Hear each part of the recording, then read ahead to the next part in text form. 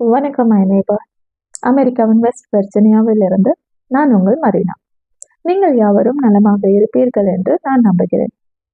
ஒரு முழு வீடியோவுடன் உங்களை சந்திக்கலாம் என்று இருந்தேன். ஆனால் ஒரு முக்கிய விஷயத்திற்காக உங்களை சந்திக்கிறேன். ஏப்ரல் 2ஆம் தேதி என் தந்தையின் பிறந்த நாள். அவர்களுக்காக வாழ்த்து அட்டையை அமெரிக்காவில் இருந்து இந்தியாவிற்கு அனுப்பியிருந்தோம். வாழ்த்து அட்டை கிடைத்தது. அதில் நாங்கள் அவர்களுக்காக கொடுக்க நினைத்த கிஃப்ட் பணமாக நாங்கள் அதில் வைத்திருந்தோம். ஆனால் அது அவர்களுக்கு கிடைக்கவில்லை. எங்கு தவறு நடந்தது என்று தெரியவில்லை. அஞ்சல் துறையை நம்பிதான் நாங்கள் அஞ்சலை அனுப்புகிறோம்.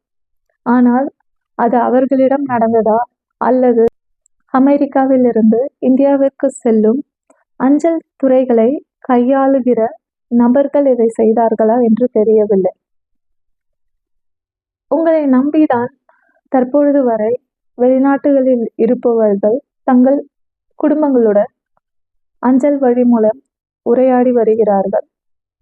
தயவு செய்து இதே போன்ற காரியங்களை செய்யாதீர்கள். ஆங்கில புத்தாண்டு அன்று என் குடும்பத்திற்கு வாழ்த்து அட்டை அனுப்பியிருந்தேன். அதில் இந்தியா என்று குறிப்பிடாததால் அது ஜப்பானிற்கு சென்று திரும்பவும் எங்களிடத்தில் வந்தது. ஆனால் அதிலும் நாங்கள் பணம் வைத்திருந்தோம்.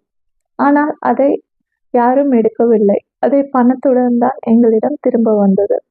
ஆனால் இந்தியாவிற்கு அனுப்பிய கடிதத்தில் இருந்த பணத்தை எடுத்துவிட்டு வாழ்த்து அட்டையை மட்டும் அவர்கள் என் பெற்றோரின் முகவரிக்கு அனுப்பியுள்ளார்கள். இதை எப்படி எடுத்துக்கொள்வதென்று எனக்கு தெரியவில்லை. இது சங்கடமான விஷயமாக இருந்தது. உங்களுடன் பகிர்ந்து கொள்ள நினைத்தேன். உங்களுக்கு இந்த அனுபவங்கள் உள்ளதா? பகிர்ந்து கொள்ளுங்கள். எங்கள் சேனல்களில் வரும் வீடியோக்கள் உங்களுக்கு பிடித்திருந்தால் சப்ஸ்கிரைப் செய்ய மறந்து விடாதீர்கள். நண்பர்கள், உறவினர்கள் மற்றும் குடும்பத்தாருடன் எங்கள் சேனலை பகிர்ந்து கொள்ளுங்கள். உங்கள் நாள் இனிய நாளாக அமையட்டும். அன்புடன், மரீனா.